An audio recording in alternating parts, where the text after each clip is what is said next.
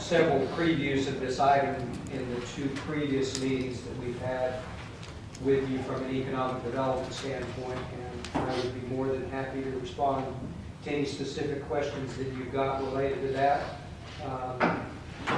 But if you will let us, we'd like to begin with an overview of the PD document, and I'll turn that over to Stephen to do that for us.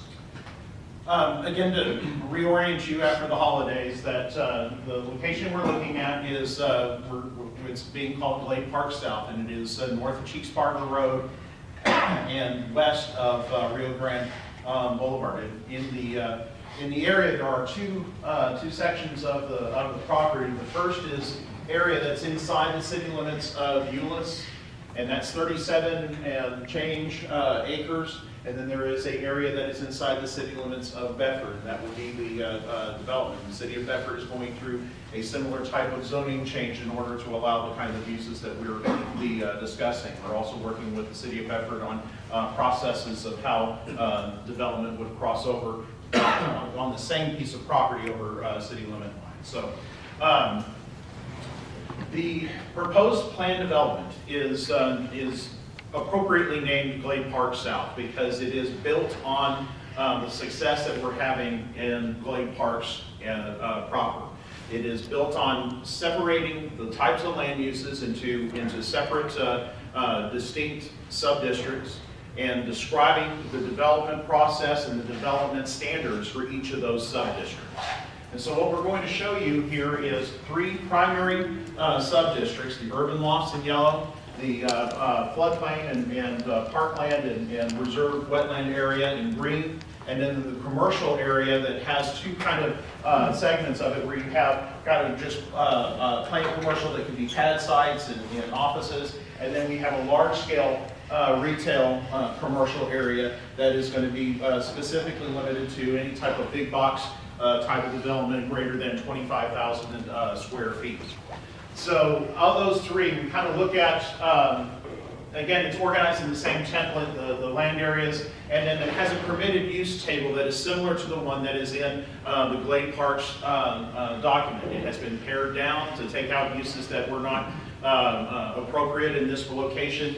Again, if you look back, the original zoning of that property and the current zoning of that property is the State Highway 121 Gateway District, which has an entire long laundry list of uses. It's as long as the primary use table in the UDC. So what we've done is pared this down to really kind of focus on the types of uses in there. The large-scale retail, again, is defined in the ordinance as greater than 25,000 square feet, and it has the greatest opportunity to achieve maximum development potential. It also has some specifics to look at for uses that would be primarily for a grocer that would have an ancillary type of uses in there that would have occasional sales, that have a fuel station island or something to that effect. But again, the idea here is that you will have a full service type of grocer and be allowed by the ordinances in there. And again, the commercial development would allow either traditional strip sub and out parcel, very similar type of uses and development that you're seeing on the out parcels on the Glade Parks proper. The urban loft residential, again, is up in the adjacent to Heritage Avenue and to the north and east of the parcel, would permit up to 60 units to the acre, would allow for a 4-story wrap around structured parking, and then a townhome component may be included into the final design. 95% of all the units are either a 1 or 2 bedroom unit. Again, this is a design rather than placing a lot of families. This is looking for the upwardly mobile type of single person or young couple. These are going to be market rate units. It's a considerable investment, and the idea here is to really make it kind of an exclusive property. Again, there is agreements to maintain the property's specific standards, dedicated reserve funds for operating maintenance and replacement. So let's talk about the urban lofts and the kind of design considerations. Similar to what we have done previously, we went through the development of Suite 2801 in the Glade Parks. So we went through the development of the preserve at Bear Creek in the Riverwalk development. We wanted to make sure that there are architectural elements that have the way that this is developed. Primarily that this is not a garden-style apartment complex, that these are buildings that are built to a center street that create a walkable environment. I know that we have talked about how we make these kind of separate developments of Glade Parks and then Glade Parks South walkable into within themselves and then connectable to the remaining of the city. And there are plans in place to not only construct the sidewalk and trail, a 12-foot trail on the north side through of the Bear Creek as it goes to the north there and connecting into Rio Grande, but also to make sure that there's connectings of sidewalks across the bridge and then having connecting sidewalks through the commercial development and be able to connect into the urban loft development as well. The architecture, what we would see, and again, we had shown this to you previously in December at your pre-session. The idea here is to where you have monumental architecture as the primary entrance, that you have definitive caps, that you have windows that are set back out of the outer plane of the structure. That those are architectural elements that lend themselves to permanence, that lend themselves to quality type of construction. We've worked well with the potential developer of this property, Tonti Properties, and we have representatives of Tonti Properties here. Even talked to their architect today to kind of go through some of the elements that are reserved in the PD ordinance to make sure that we're absolutely clear on the terms of what we're using and how we're doing that. Again, looking at where you have recessed balconies and balconies that kind of project down, you have an articulation of the development, you have strong heads and sills to the windows, that you have a predominance of brick with some stucco used, you have decorative elements, that you have an entryway feature to the structured parking that is accessible, but yet not a prominent aspect of the entire development.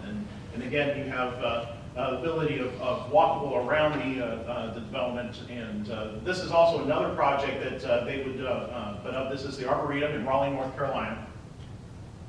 And again, you see the same type of elements here. We have coins on the corners of the buildings. You have strong head cap along the structure. You have windows that are predominantly perpendicular or prominently vertical, then rather than they are wide. Again, these help lend to the human aspect of this building, rather than trying to make it a structure that is overly heavy. Even a large building like this can feel light and be able to have a human scale to it.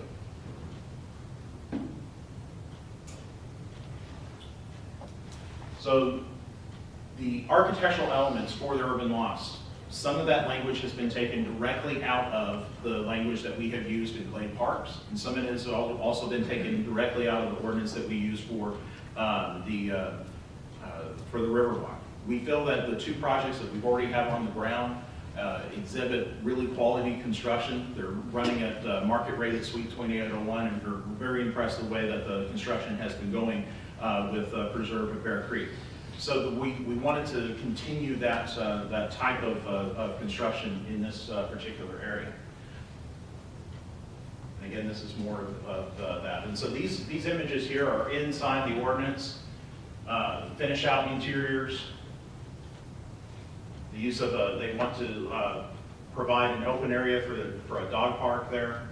And then this again is a kind of a conceptual layout. How the access may be. We're looking at potential dual access to Cheeks-Sparger and other types of access points, but be able to between a large-scale retail fuel center, how they have access off of that to Rio Grande, and the arrangement of where you have the 4-story to the townhomes and the adjacency there, and making sure that the access through all of the development is going to be appropriately designed so that we have appropriate fire protection and traffic flow.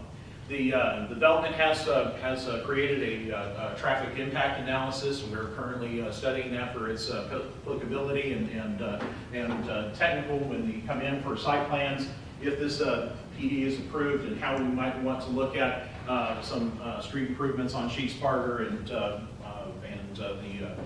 how the development will have appropriate access and traffic impact. The developers are here, and they would like to give a presentation to you during the regular session, so that to kind of introduce themselves as a company and talk a little bit about some of their other projects that they have how they develop and how they maintain those properties over a long period of time. Are there any other questions that we have at this point? Go ahead, Mike. One quick point, that Sure. this would establish the permitted land uses, the development standards, but would require a site plan to come forward for the P&Z's consideration. Absolutely. If the zoning were to be approved. Yes, sir. And it's the same way as if that we've done for every project that has come through the Glade Parks proper to the north. Questions, comments, Stephen? I have a couple. Sure. Do we have any idea where Bedford is in their process, considering all of this? I think Mr. Collins can answer that better than I can. We'll have a more detailed explanation for you at your next meeting, but they are on a similar path, about a week behind where the city of Euless is. They will give a briefing to their P&Z this week, and then we'll ask the P&Z to consider, as Stephen indicated, a modified PD that doesn't deal with any of the residential uses or the commercial that would be contemplated for that northeast corner. They would only consider a PD that would deal with the big box retail. And then their city council would then consider it at their first meeting in February. They wanted to take action after the city of Euless took its. If I understand this correctly, so all we're looking to approve tonight is the change of the zoning to PD. Yes, sir. You will have future submittals to you of a site plan for any of the commercial pad sites that come in, for the large-scale retail that would come in, for the urban lofts and townhomes, potentially of how that would be designed. They would come in with a full design of that. Staff will review it, and then it has to go through your body for recommendation to the city council for final approval. And that now is listed under that 121.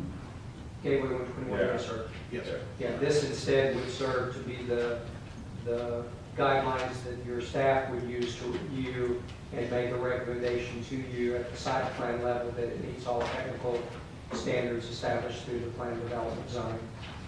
Okay, thank you. Danny, got questions? I do, George. No. I'm going to carry this question one step further. Do you recall the question I asked you at the end of the last meeting? The question basically was on the fuel center there, the revenue sharing and sales tax dollars. What would you foresee the revenue sharing would be with the city of Bedford, because most of their area there is in the parking lot? I am not directly involved with that negotiation. I know that the mayor and the city manager are having discussions with the city of Bedford on that issue. With it not being directly related to the land use, I've not been directly involved in that. Do you think it's going to be favorable? It seems like Bedford has not cooperated in the past with the city of Euless.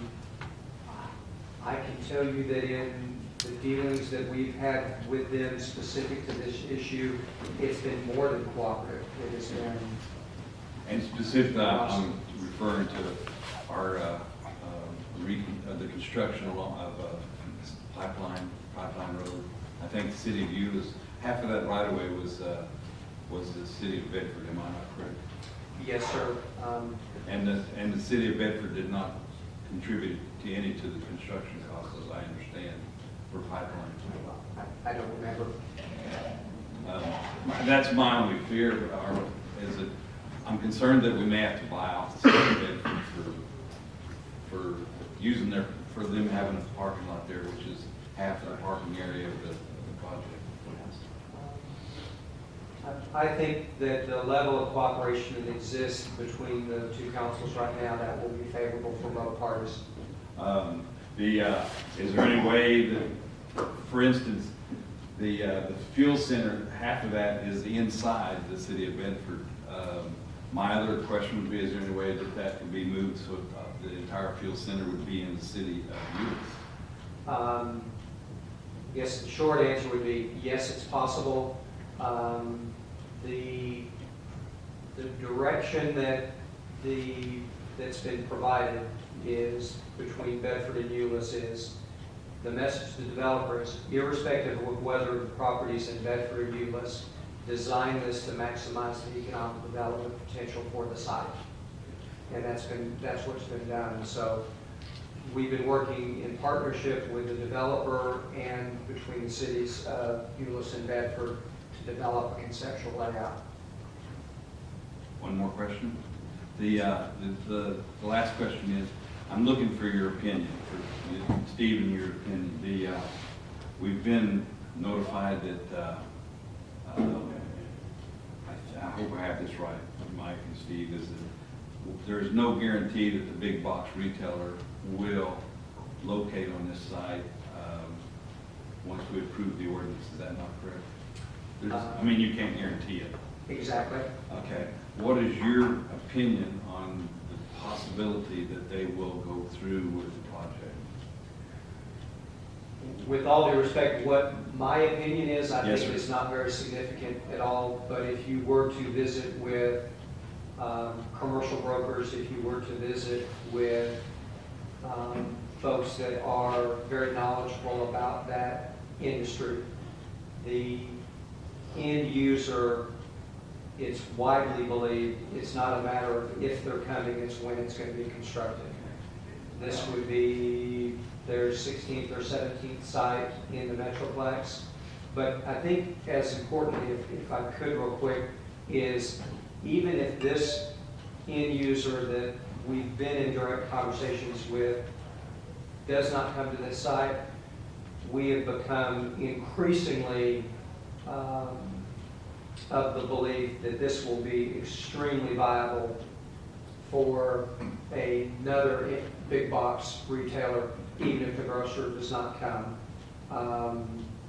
The success of Glade Parks that Stephen mentioned in his opening comments, we've had more interest expressed by more brokers and potential end users just in the last several months, the 2 months to be specific, since the level of construction activity in the Glade Parks to the north has been seen by folks. It's very, very viable. Do you see that the residential development, the multifamily residential development is an asset to bring in a big box retailer? Again, minimizing my own personal belief, you only have to look at virtually any mixed-use development that is being approved throughout the Metroplex. I can show you trade journal after trade journal article, newspaper article after newspaper article, that there are, with few exceptions, with acreage totaling even, what is this, a total of 60 acres, somewhere around there. Every one of these developments is coming in as a mixed-use product with a residential and commercial component. And the converse of that is, if it was not residentially developed in multi-use, would it be a better asset to acquire a big box retailer? Because there was no development. I mean, in other words, it was left open for either commercial and or other residential. I have no feeling on this. I will say my personal professional belief would be that through Glade Parks and what is contemplated as commercial in this project, you're going to have over 1.4 million square feet of commercial retail potential. And not of that potential, you've already got 290,000 square feet under construction with the first phase of the inline, 40,700 square feet under construction from the Dave & Buster's, an imminent announcement for a movie theater that'll be another 50,000 square feet. You've got 3 out parcels that average 10,000 square feet that are already under construction, with a 4th building that is under review. So in terms of commercial, retail, economic development potential being realized just in that one quadrant of Glade and 121, I mean, we're not even talking about the 410,000 square foot of retail that's already been developed at the shops at Vineyard Village between Lowe's and LA Fitness, or Heritage Town Crossing that's got another 230,000 between the Super Target and other Heritage Town Crossing retail. There's a lot of retail there. Where the urban loft is being proposed, I would suggest is not a viable location for commercial. When you evaluate that in comparison to the commercially zoned undeveloped property that is already a part of the Glade Parks development, and what you are considering to be rezoned or continue the commercial zoning, I should really accurately portray it, with the commercial as part of this PD. And my last question, Mike, is, I haven't forgotten this, I've got to draw my thoughts together because I was listening to you.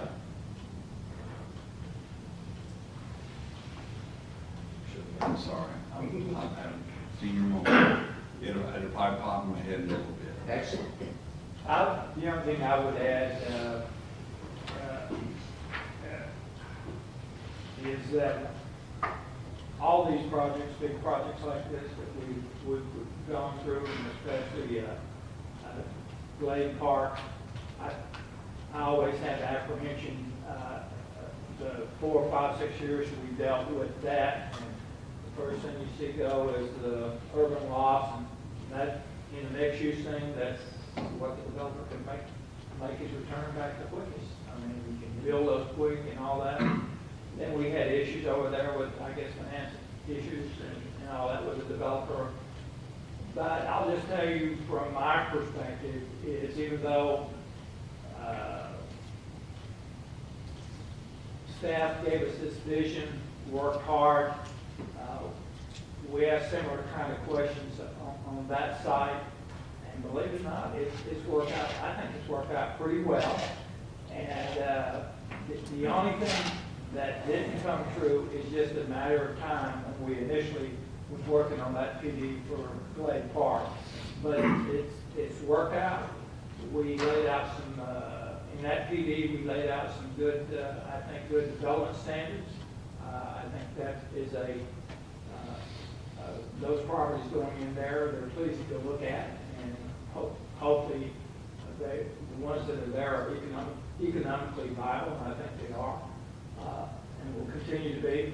So I look at this development on the south pretty much as a no-brainer. I think if you own that property, whether I had some concern, I probably spoke a little prematurely, but I do that from time to time, but when you get old, you can do that.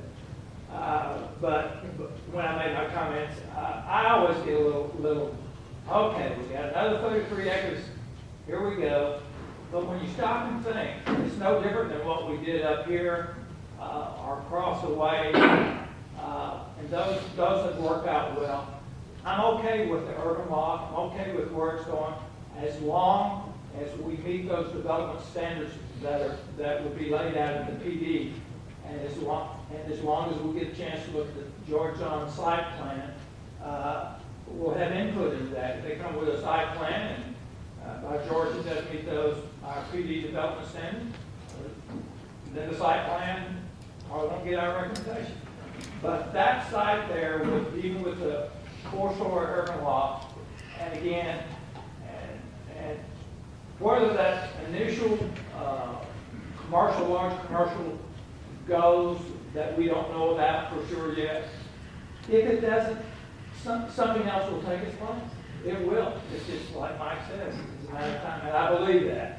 And if you look at the other development, the other places, it's happening. Sometimes it's just, you just have to go a little patient down there. Well, it also is a transitional buffer between the commercial and residential, which is in college, but it's still a transitional buffer. I like the idea of heritage remaining mostly residential, if not all residential. The far north end. Exactly. I like that idea, so I like that location for it. But as On with the east side of any, Heritage. Yeah. but with any rental property, my biggest concern always is the investment properties. I mean, what, are they just an investment? How will it be 10 years from now? We've experienced over the years in Euless, especially South Euless, apartments that have just been walked away from, and no one put any money into them. And what happens in a decade? I want to still be at Euless in a decade, and to put my name on something to say yes or no for. I want to know that I've made a choice that this is a good investment property. They're in it for the long haul, not to turn it around, and as soon as they can depreciate quickly, some of it, they've spun it off, and the next investor is in. And that's the problem a lot of times with rental properties. It's strictly a cash flow investment. I think from Mike Tonti, you will hear during their presentation how they've addressed that very issue. That was an issue that your staff had asked them from the very beginning. They would speak very eloquently to their business model, their business practice of holding the property. They would speak to their capital reserve, their capital replacement funds, etc., and what they do to maintain the quality of that property. And they'll speak to that during their presentation. And the other thing, as a city, I think, the city, over the last few years has developed some standards, better standards or some standards for dealing with urban lofts and apartments, and as far as having interface and what needs to be done, code issues. And I think we have better communications there than we probably ever have. Because there will come a time, every developer, even though they go into this, they develop it out, they sell it out, you know, they're making money. People change, economies change, and this developer went on that forever. Somebody else will own it. You know, he deals it for a penny. I offer him 5 pennies. He's a smart man. He's my favorite. At some point. So, you know, I think as long, I think we'll always have that issue go in, and that's my big thing too, is to be a city of our size and to have the amount of square footage that we have in apartments or multifamily has always concerned me. And believe it or not, I've approved over the years, and George and all those have approved them. But I think we've approved those, I think, with better development standards, better controls, and a better feel for the city and how they work with those before we get to. So overall, I think we've handled it as best as we could and still allow for development in the city. I think it's true, your concern is true of all residential, whether it's multifamily or single. And I think what I've seen since I've joined this commission is a lot of concern over all of that development. Single family residential and multifamily. I think this is sustainable because of what's going to be around it for, 10, 20, 30 years. It's what my hope is. Other questions? Comment? Yes, sir. My conversations with individuals regarding this area is, as long as they don't move the airport, this is a strong area.